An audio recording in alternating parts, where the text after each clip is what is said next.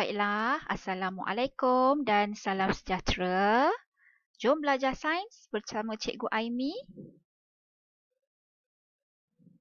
Kelas tahun 6, tajuk mikroorganisma. Sebagai pengenalan, apa itu mikroorganisma? Sebenarnya, perkataan mikroorganisma ni adalah gabungan dari dua perkataan iaitu mikro dan organisma. Mikro bermaksud halus, seni. Manakala organisma bermaksud hidupan. Gabungan dua perkataan mikro dan organisma ini membentuk perkataan mikroorganisma bermaksud hidupan seni yang tidak dapat dilihat dengan mata kasar. Okey, seni itu maksudnya sangat halus, sangat kecil. Mata kasar tu maksudnya penglihatan kita tanpa bantuan apa-apa alat. Yang itu kita sebut mata kasar. Jadi mikroorganisma ini kebanyakannya mikroorganisma tidak dapat dilihat dengan mata kasar. Maksudnya kita perlu bantuan peralatan untuk melihat mikroorganisma. Dan kebanyakan mikroorganisma ni memang kita tak dapat lihat dengan mata kasar. Perlu bantuan alat. Apakah alat yang digunakan untuk merhatikan mikroorganisma dengan jelas? Okey, alat tu ialah mikroskop. Okey, kalau gambar yang ni kita biasa nampak mikroskop ni di bilik sains, Dan yang kedua, yang canggih sikit. Okey, yang ini perlahan jadi bergerak Yang ini nama dia mikroskop elektron. Mikroskop elektron ni digunakan untuk melihat mikroorganisma yang paling halus.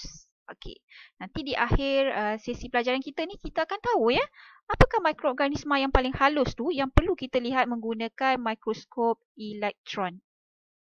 Seterusnya, kita berkenalan dengan mikroorganisma ni. Okey, mikroorganisma ni ada berapa jenis? Satu jenis ke? Ataupun ada banyak jenis? Okey, kita tengok Mikroorganisma sebenarnya terdiri daripada 5 jenis. Yang perlu kamu tahu. Okey, yang pertama ialah fungi. Okey. Yang kedua, alga. Yang ketiga, bakteria. Yang keempat, protozoa.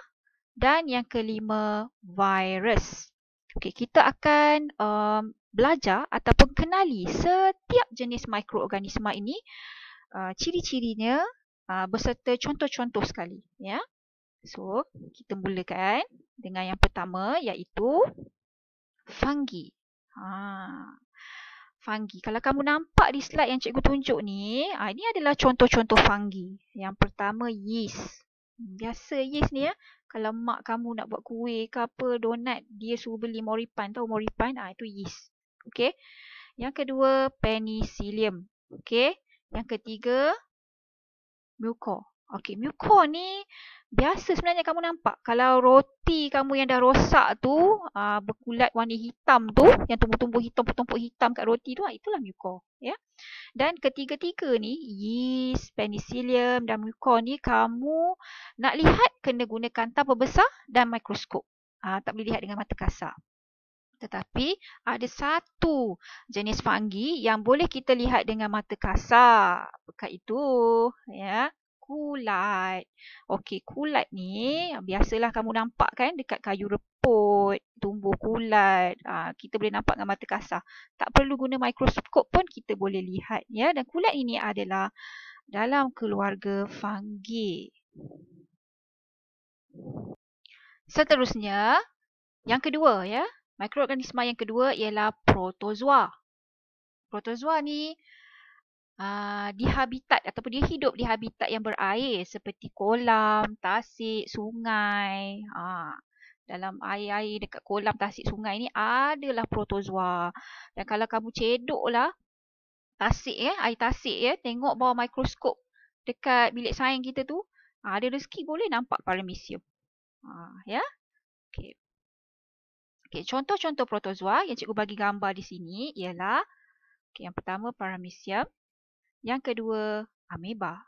Itu adalah contoh protozoa. Tengok gambar dia, kita boleh tahu ini mikroorganisma di bawah kumpulan protozoa. Okey. Seterusnya kita berkenalan pula yang ketiga, alga. Bukan agar-agar. Alga. Okey, alga ni hidupan seni yang mempunyai sifat tumbuhan. Dan kita dah belajar ya, apa sifat tumbuhan yang eksklusif ya tumbuhan. Apa sifat istimewanya tumbuhan ni? Okey, sifat tumbuhan yang istimewa ialah dia boleh ataupun tumbuhan ni boleh menghasilkan makanannya sendiri melalui fotosintesis. Okey? Jadi, alga ni sifat dia seperti tumbuhan juga. Dia boleh menghasilkan makanan melalui fotosintesis. Okay. Contoh alga ialah phytoplankton ya, dan juga Spirogyra. Okey. Okey, ni gambar-gambar dia. Kamu tengok ya. Ni adalah contoh alga. Okey. Baik. Seterusnya, kita berkenalan pula ya dengan bakteria. Okey. Bakteria ni dia wujud dalam pelbagai bentuk, saiz dan warna. Kalau kamu nampak gambar-gambar contoh bakteria yang cikgu berikan ni ya, memang macam-macam warna. Ada warna biru, ada warna merah, hijau, purple. Okey, kita berkenalan satu-satu. Okey, yang pertama ni Bacillus. Bacillus. Ni bentuk dia. Panjang-panjang macam ni ya, macam cikgu nampak macam dedak ayam pun ada ya. Dan yang kedua Salmonella. Salmonella. Okey. Ketiga Streptococcus ya. Dan yang keempat E. coli ya, E. coli. Okey. Baik. Seterusnya kita bergerak ke mikroorganisma seterusnya iaitu virus. Ini agak istimewa. Kenapa cikgu cakap istimewa? Sebab inilah yang kita hadapi sekarang ni. Ya, mikroorganisma yang paling halus. Ingat tak tadi cikgu sebut mikroskop elektron? Yang cikgu tunjuk gambar tu. Inilah dia ya, mikroorganisma yang paling halus yang kita hanya boleh lihat dengan menggunakan mikroskop elektron.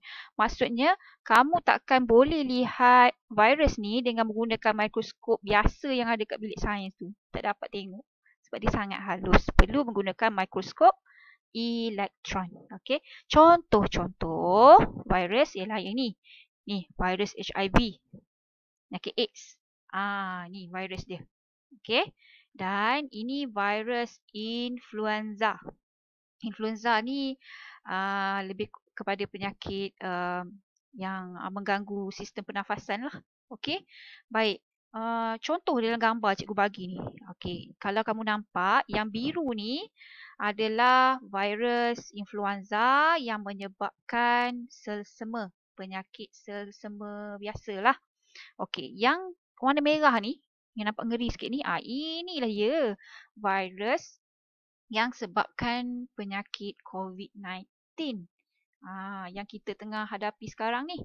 Ya, yang kamu sebut COVID, takut COVID. Itulah dia. Inilah virus dia. Kita tak nampak dia sangat halus. Tapi bila dibesarkan dengan menggunakan mikroskop elektron, inilah dia. Rupanya. Ya. Okey. Baik. Jadi kita dah berkenalan dengan kelima-lima jenis mikroorganisma. Kita dah tahu ciri-ciri dia. Setiap satu tu cirinya dan juga contoh. Ya. Okey. Seterusnya, ini part akhir cikgu suka tunjuk pada kamu ya. Tahukah anda?